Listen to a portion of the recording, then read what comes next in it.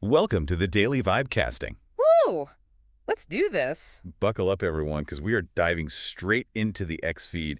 We're going to hit you fast with what's buzzing, what everyone's talking about right now. Yep, we've sifted through, a lot and pulled out 17 posts that are really making noise today. It's like the internet's heartbeat. Exactly, a real-time pulse check. Okay, first up, at Avichala, he dropped a tutorial on building an Agentic R app.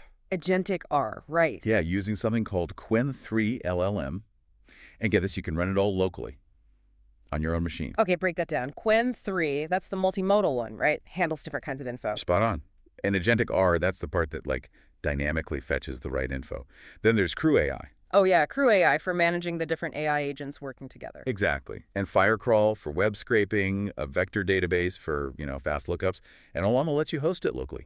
Port 11234. Wow. You can even feed it your own PDFs and chat with it. It's pretty incredible how accessible this stuff is becoming. It really is. I mean, putting all those bits together, sophisticated AI, but right there on your desk, that's a game changer for developers, Totally. Okay, next. At Javi Lopez posted something. Well, kind of wild. Oh, go on. ChatGPT 03 apparently analyzed photos.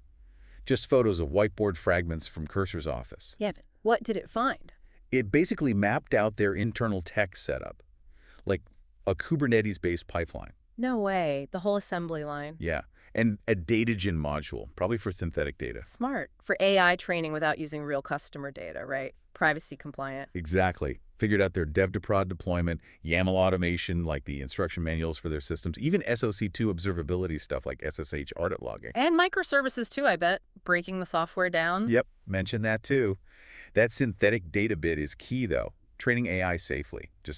Wow. An AI detector from whiteboard scraps. That's seriously impressive. And maybe a little scary. Shows how much AI can deduce from seemingly random info, makes you think. Right. Okay, shifting gears. Market talk.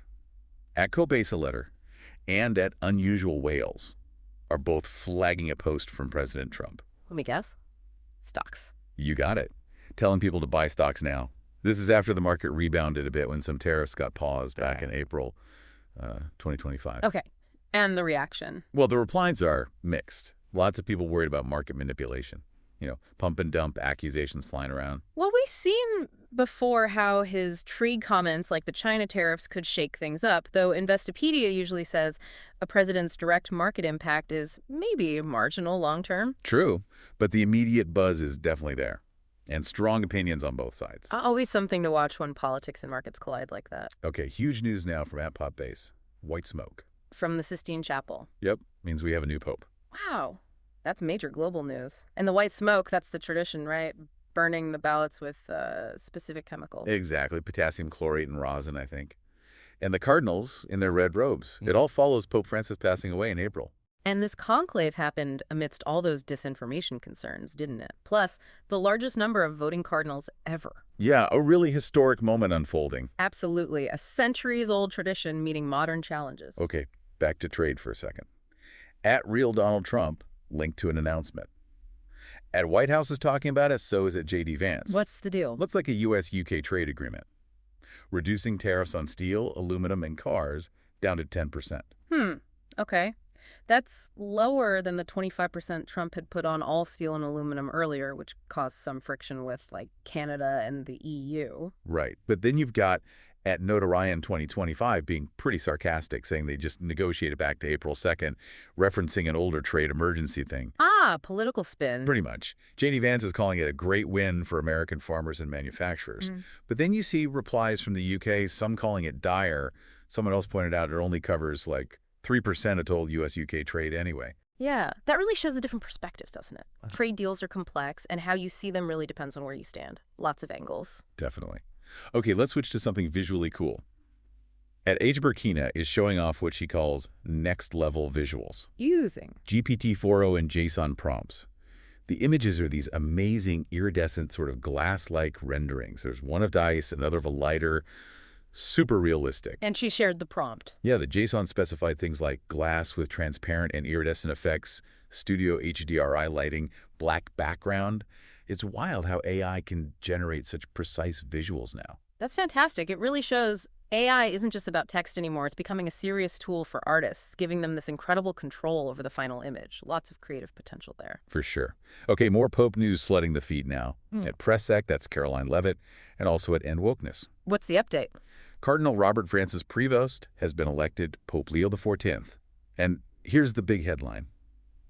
He's the first American pope. Wow. First American pope. That's huge. Although, isn't he also a Peruvian citizen? Yeah, born in Chicago but spent years working in Peru. Trump actually sent congrats via Leavitt's post. Okay. How's X reacting?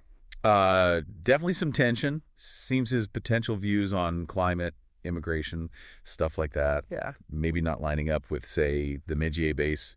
At End Wokeness even posted this image of red, white, and blue smoke, hinting at controversy over a quote-unquote progressive pope. So, historic moment, but also immediately hitting those ideological fault lines. That's kind of expected, I guess, given the global stage. Right. Okay, let's lighten it up. At CB Doge posted a great meme. Oh, yeah. Elon Musk as the Gork father. You know, like the Godfather. Nice. A nod to Grok AI, obviously. Totally. It's the classic poster image, but Musk in a tux, Grok logo. It's just peak internet, merging tech figures with pop culture memes. That's meme culture free. Reflects how big these figures loom in the online world, doesn't it? Absolutely. All right, crypto check. Bitcoin. At Watch Your Guru says it reclaimed $100,000. Big milestone number. Any interesting replies? Well, yeah, but weirdly, at Syria, that's the Syrian Observatory for Human Rights, replied with this super generic "don't waste time" message and a link. Huh. That's quite the contrast. Crypto hype next to human rights advocacy. Exactly. And the other replies under the Bitcoin post. Loads of great, nice, amazing, repeated over and over. Smells a bit like bots, maybe. Could be. That juxtaposition is really something, though. And yeah, suspicious replies are definitely a thing to watch out for. Okay, next up. At Mr. Beast got reflective. Posted about dreaming of his early YouTube days making like $50 a month. Oh, wow, compared to now. Right. And someone named Rosero replied, "It is a dream. We're just living in your dream." Which, with over 300 million subscribers, kind of feels true. Yeah, that's an incredible journey. It's like that reality distortion field concept, right? His success is so massive, it almost bends reality for everyone watching. The fan comment nails that feeling. Totally. Then we have at Charlie Kirk 11 with his own interpretation of the Pope announcement. Oh boy, what did he post? A picture of seagulls and chimney smoke. Definitely not the Vatican's white smoke. Ah, that sounds like him. Trying to be provocative or satirical. Probably a mix. Reactions were all over the place. Some people seemed to genuinely hope it meant a conservative pope. Others just jumped in with sarcastic memes. Yeah, it shows how even huge global events get filtered through these very specific, often partisan online lenses, sometimes humorously, sometimes not. Definitely. And speaking of humor and memes, at Greg166769354 posted a joke about green smoke coming from the White House, meaning the stock market is up. Haha, okay. Like a meme stock signal referencing the whole GameStop thing from 2021. Exactly. And maybe even the Pepe meme coin stuff that's been around. Yeah. It's funny how internet culture just weaves itself into finance talk now. It really does. Meme culture is like this overlay on everything, especially finance. It's how sentiment spreads now, often in these really weird, unpredictable ways. Totally. And last one for today. At Elon Musk. He posted a Star Wars meme. Of course he did. What was it this time? Asking Grok, his AI, to verify if Palpatine was evil.